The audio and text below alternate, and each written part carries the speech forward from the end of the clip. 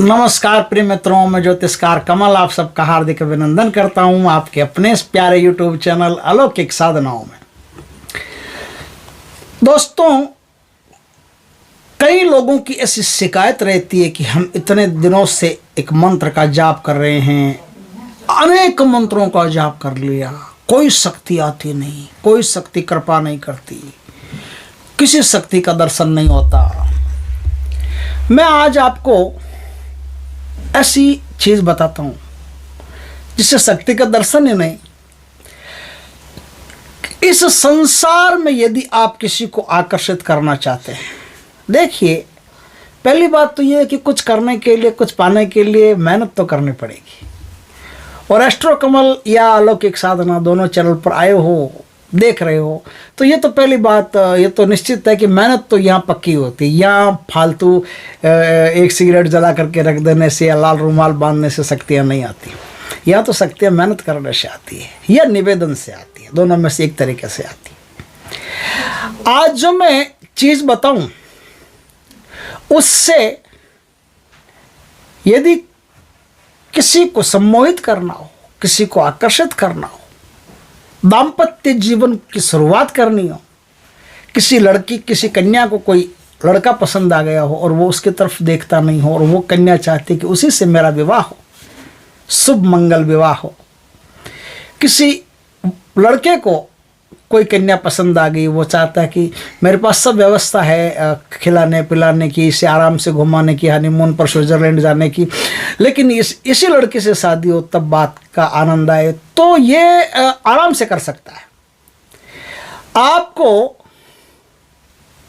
एक साधना है जो इससे, ये जो बातें हैं ना, ये लड़का लड़की वशीकरण, आप तो पशु पक्षियों तक का वशीकरण कर सकते हो।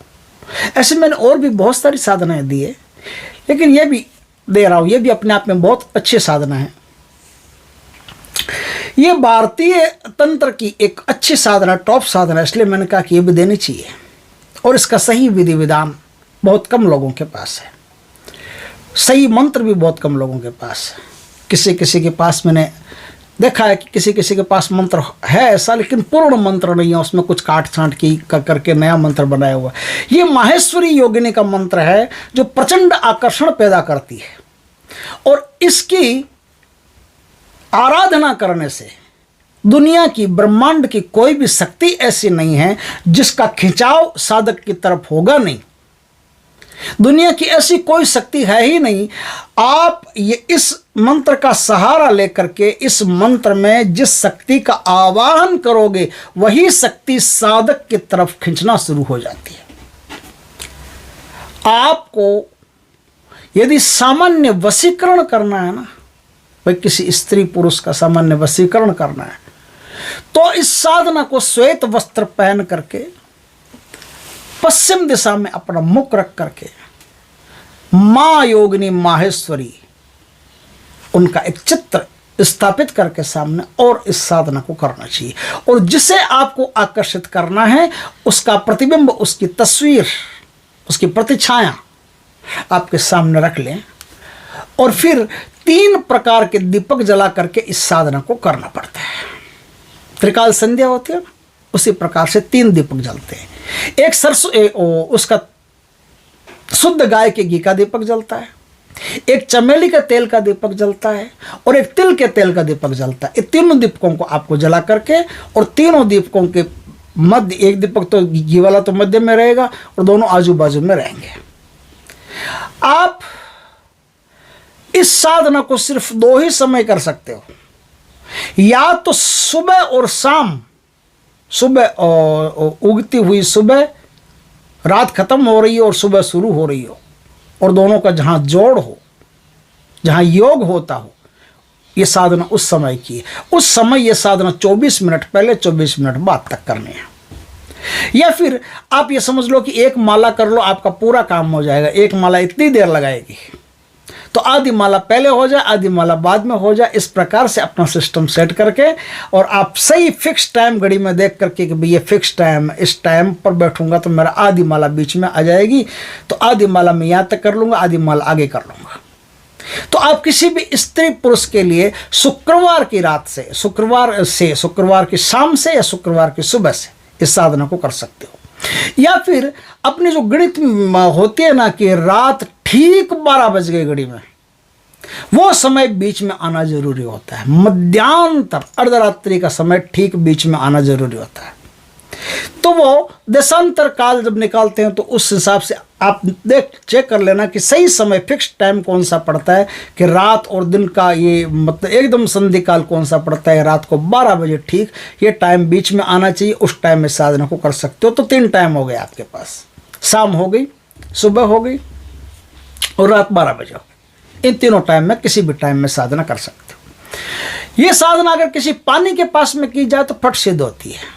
क्यों? क्योंकि मनुष्य के शरीर में 75% जल होता है और जल के आसपास ये साधना करने से जिस व्यक्ति के लिए साधना की जाती है उसके जल में बहुत गहरी तरंगें पैदा होती है और वो उस आदमी के प्रति बड़ी जल्दी लालायित हो जाता है, आकर्षित हो जाता है।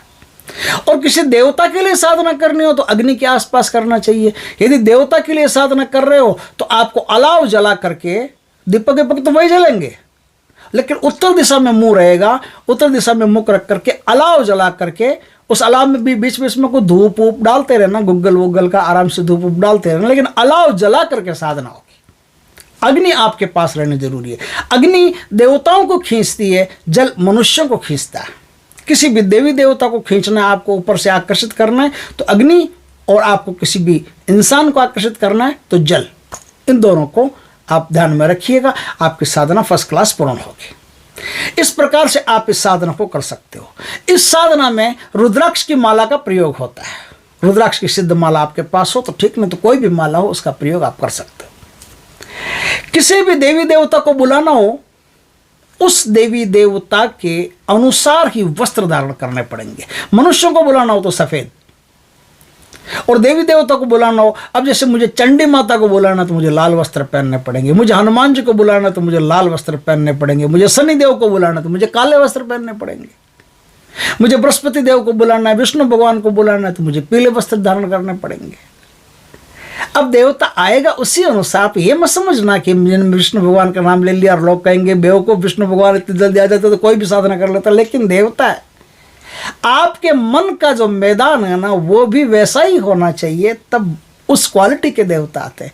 छोटे छोटे देवता तो आसानी से आ जाते हैं, लेकिन ब्रह्मा विष्णु महेश इनकी जब बात की जाए तो इनकी क्वालिटी के अनुसार आपको अपना निर्माण भी करना पड़ता है पहले, फिर ये भी आ जाते हैं। कोई बड़ी बात नहीं है कि ब्रह्मा विष्णु महेश भगवान के दर्शन करना कोई बड़ी बात नहीं। भगवान हमारे हैं यार, भगवान हमारे हैं, हम भगवान के हैं।